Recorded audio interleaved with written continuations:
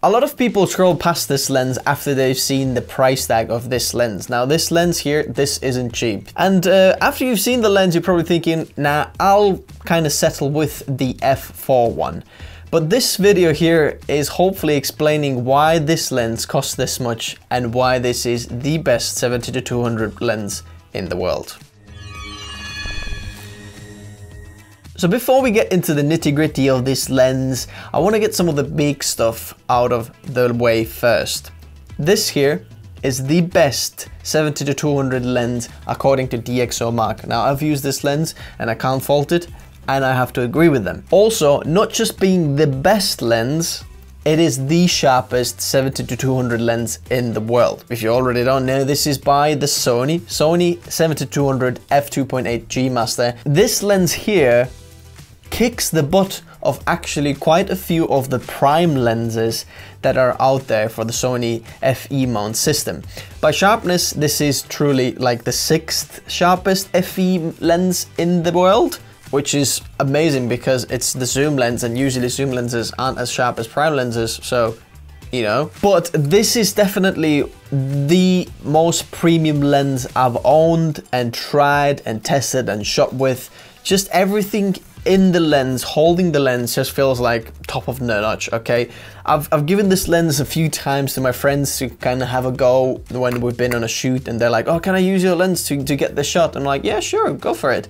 Every single time they use this, they're like, man, I need to get this lens. I need to sell my kidney to get this lens because it is really, really good. So let's go more in detail what this lens can do and why this is the most expensive 70-200 as well as the best in the world. Also, I'd like to mention that my review is coming mostly from the video point of view. I have used this for a few photo shoots and I've shot a whole wedding on this lens as well as a photographer, but mostly I've been using this for video and it's absolutely amazing. So we're gonna mostly focus on the video features. I'm gonna touch some of the photo capabilities as well, but just so you know where I'm coming from. So the design of this lens. Now this lens, quite a lot of the actual materials that have been used in the outside of the lens are metal, as you can see over here and over there. It is metal, that's why it is really heavy. It's as heavy as any 70-200 really goes.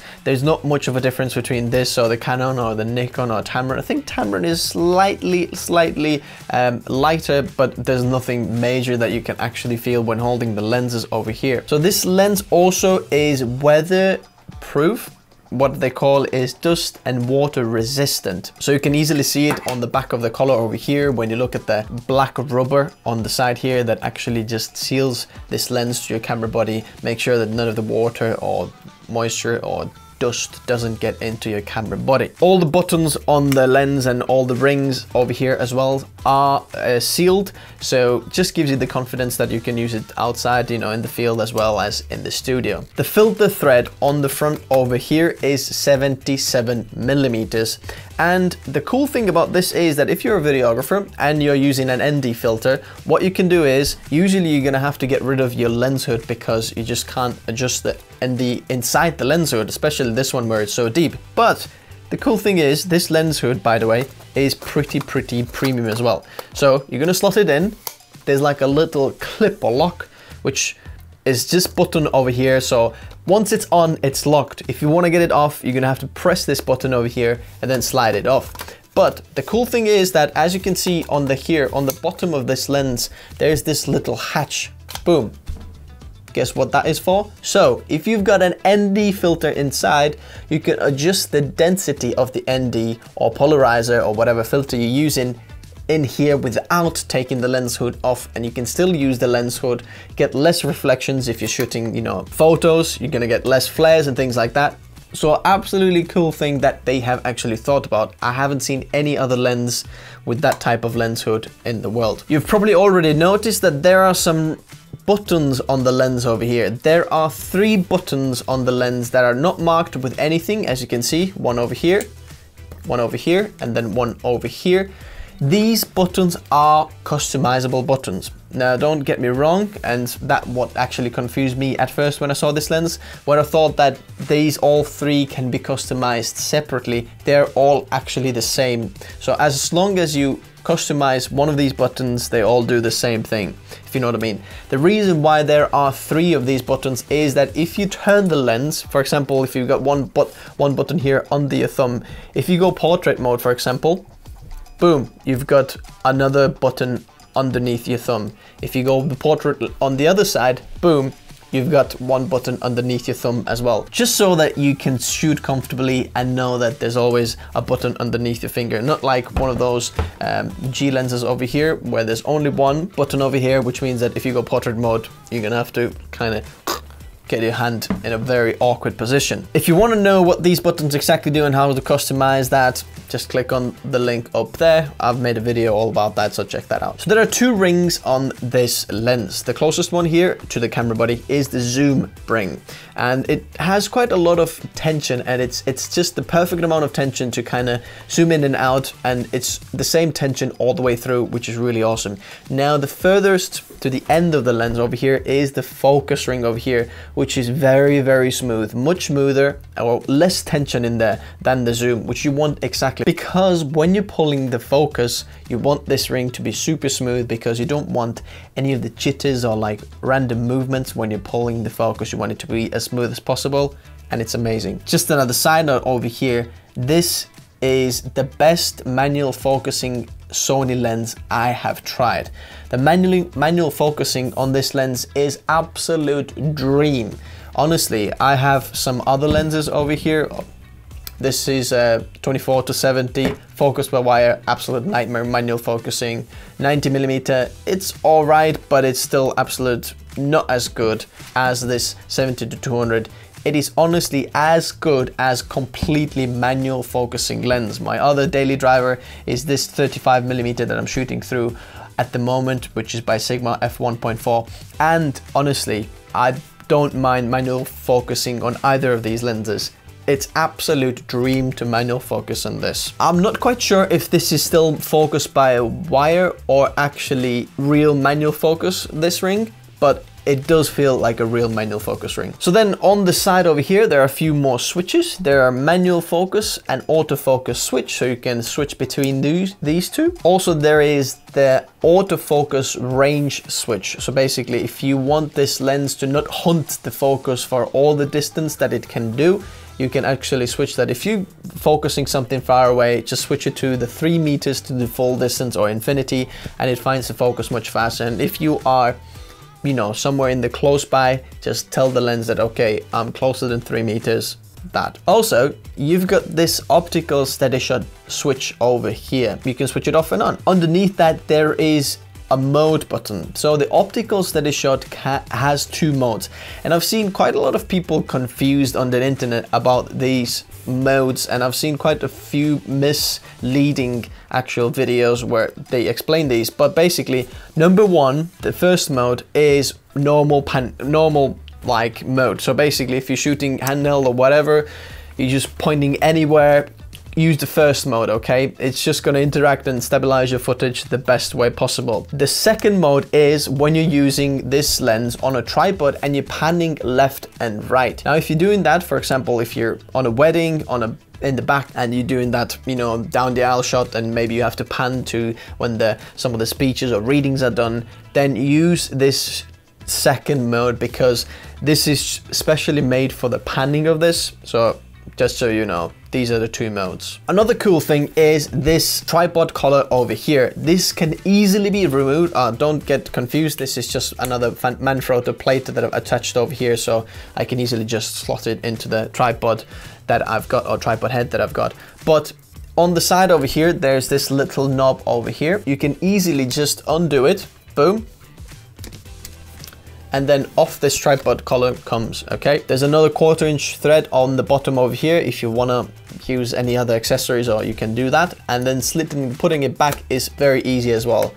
You know, slide it in, tighten it up, boom, you're off to go. So if you wanna use this on your tripod, for example, and you don't wanna make your whole lens body be like that with the tripod head, what you can do, the cool thing is, slot it on the tripod, open this knob over here, and then the lens can now turn inside this tripod collar. So you can easily go to portrait mode by just not even moving the tripod anyway. You've already got it fixed. Just move the whole camera on this color, which is very useful as well for you photographers. For video guys, absolutely useless feature. If you've got one of those newest Sony Alpha cameras that has this face detection autofocus also in video and has blazing fast video autofocus, then you're happy to hear that this lens is completely quiet and also features the fastest motors inside the lens that makes your autofocusing super fast. I've seen some reviews of photographers who say that this lens tracks things when, for example, eye autofocus when people are walking down the aisle or things like that is absolutely blazing fast, but it's also fast on video. When I've used video autofocus, it's completely quiet and it tracks it really fast and really well. So just so you know, if you're filming bugs or things like that, you don't have to worry about this lens making any noise or nothing. It's completely silent lens, which is amazing. So another cool feature that this lens has that not a lot of people know and talk about is that this lens here has the closest focusing distance of a 70-200 lens in the world, which means that you can actually get some pretty decent macro shots when zoomed into 200mm and taking a photo of a subject on the closest focusing distance, which is really helpful, makes the lens more versatile. Did I also mention that this lens has an optical steady shot built in? So it's a 5-stop optical stabilization, or 5.5. And it also, if you have your camera body that has IBIS already inside, they act together and gets you a very good stabilization. I truly love the stabilization that this lens has inside. I think it's really good. I'm often shooting handheld on this and also using it on the Sony a6500 plus this one, which means this lens becomes like a 100-300 lens, full frame equivalent. So now let's talk about my experience. Every single time I have used this lens, I've been absolutely happy with the results I've got, whether it's video or photo. I know that when I'm using this lens, I'm always getting absolutely stellar results, whether it's photo or video. By really good, I mean just something that I can rely on. I put it on, boom, it's on in focus. It is tack sharp. Honestly, it is really sharp and just smooth. You know, whenever using zoom or panning, it's just really well built, and every single time you just use it, you're like, yep, that's why I've paid this much for the lens. That's why this lens costs this much, because it's just the best in its class. Which is actually interesting when you think about Sony, because Sony doesn't really come across as making the best lenses in the world, does it? Sony's more known for, like, you know, PlayStation and things like that.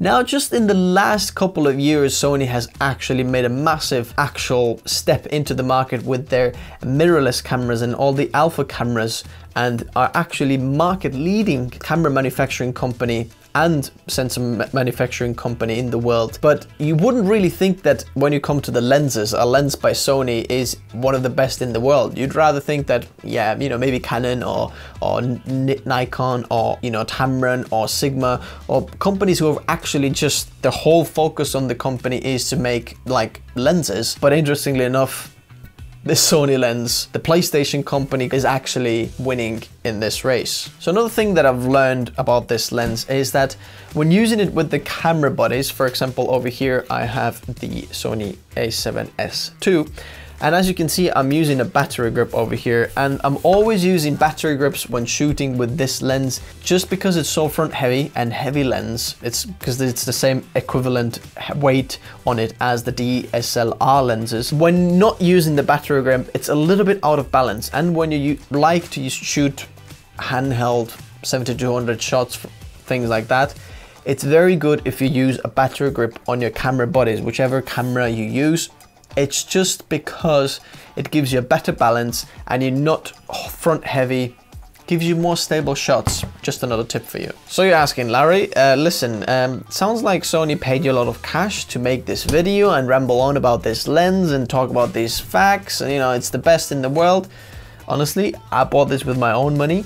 I wish Sony paid me for this video. So Sony, if you're watching this, send me a suitcase with loads of cash because I've made this video, okay? For reals, this is absolutely amazing lens. And you're wondering, is there any bad sides? I'm wondering, what are the bad sides about this lens? I just don't know. I don't think there is anything. Apart from it's quite heavy, so that's it. So if you maybe more traveling and it's not ideal lens to kind of carry around in your bag all the time because it weighs 1,480 or 90 grams, which is very, very heavy. It's heavier than the camera body. So in conclusion, if you're getting this lens, you're not going to regret it, okay? I know it costs a lot, but if you have the money, I think it's definitely worth it.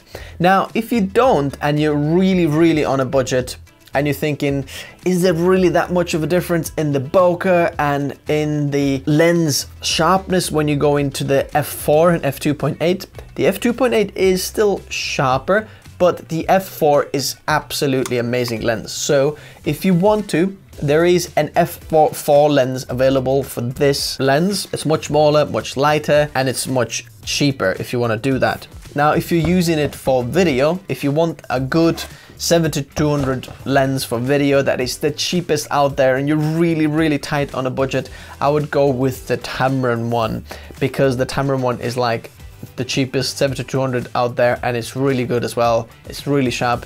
It's a good lens. So I would go with that one. If you're not familiar with these lenses, I'm also going to leave links for these lenses in the description so you can actually check them out or pick one out if you want to. But this 70-200 is an absolute beast, and I highly recommend this lens. Have any other questions? Meet me in the comment section below. Tap your questions in there. I'm going to answer them. We can hang out over there. If you found this video helpful, hit that like button. By the way, I know that most of you who are watching this, 95%, over 95% of you aren't subscribed. So how about we make a deal? I'll make more videos like these that you like and you subscribe. Anyway, you might as well just be subscribed anyway, because, you know, might as well. If you're here and you like this content, just, you know, be subscribed. Anyway, enough of this ramble. This video is probably already really long. Thanks guys for watching. I'll see you next time. Adios.